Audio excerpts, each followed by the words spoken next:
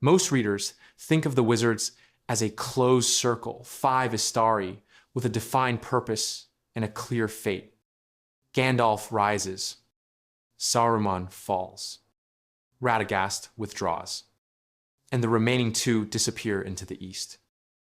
That assumption is wrong. Tolkien did not forget the Blue Wizards. He rewrote their fate more than once, and then refused to choose between his own answers. Once you notice that hesitation, the Blue Wizards stop being a footnote. They become a window into how Tolkien believed history itself should work inside Middle-earth. This is one of those moments where Tolkien's world asks us to slow down and look east. Before we trace their long shadow through the notes, we have to recognize why we care. The Blue Wizards evoke a specific emotional resonance. They represent the sorrow of unfinished stories, the longing to know what lies beyond the edges of the map, and the haunting presence of history that survives only in hints. This feeling connects directly to Tolkien's method. Unlike many modern authors, Tolkien did not construct Middle-earth as a single, fixed canon. He revised, reconsidered, and overturned his own explanations. The Blue Wizards are the clearest example of this, revealing how the legendarium itself was shaped by uncertainty.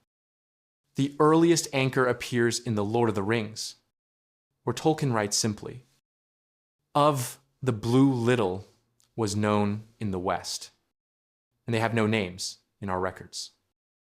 That absence isn't just a lack of detail. It is the foundation of their entire narrative. So our central question is this: what does it mean that Tolkien never finished the story of the Blue Wizards?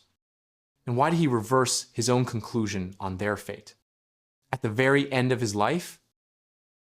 When Tolkien first imagined the Istari, he presented them as a united order, 5 messengers sent to guide the free peoples.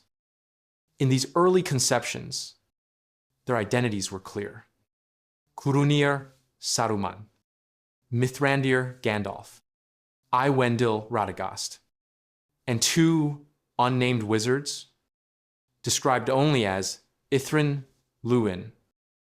The West could be shepherded, but the East and South, where Sauron's reach ran deep, required a presence beyond the sight of recorded chronicles. Thus, the 2 Blue Wizards were dispatched into lands east of Mordor, disappearing from Western memory almost immediately.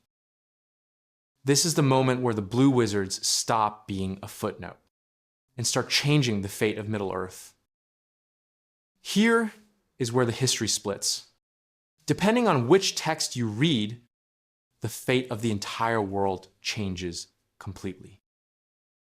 The early conception failure. In Unfinished Tales, Tolkien recorded his initial pessimistic view.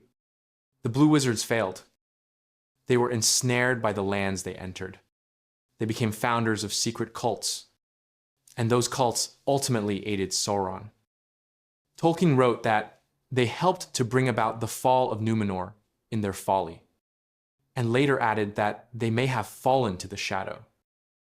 In this version, they are a tragic warning. Even the wise can be corrupted if they travel too far from the light. The later revision success.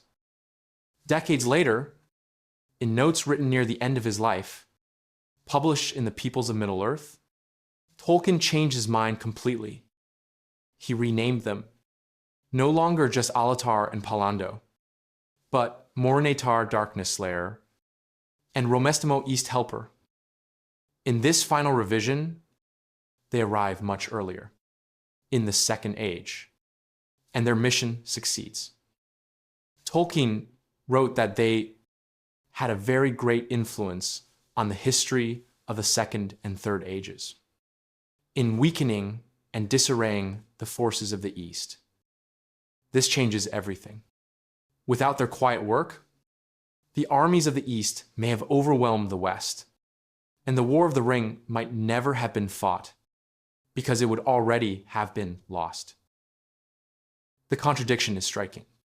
In one version, they fail and aid the enemy.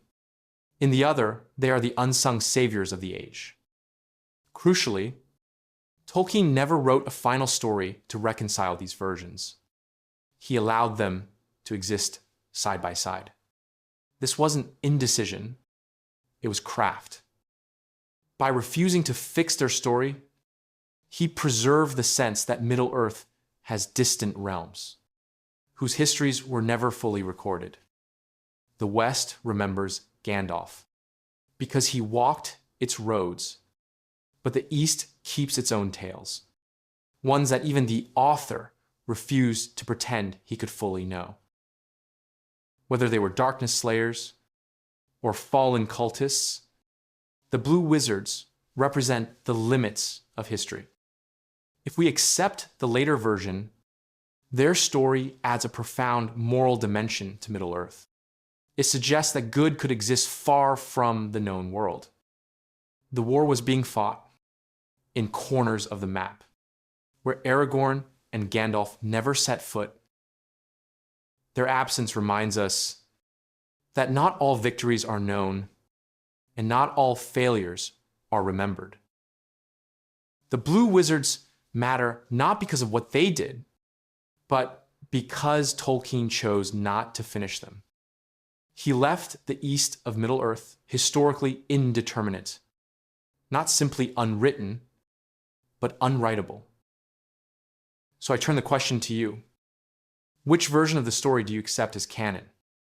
Do you believe they failed and fell to darkness, as Tolkien originally thought? Or do you prefer the later version, where Morinatar and Romistamo saved the West from the shadows? Let me know your theory in the comments. I read them all. And if you enjoyed this deep dive, please like and subscribe. It really helps the channel. Thanks for watching.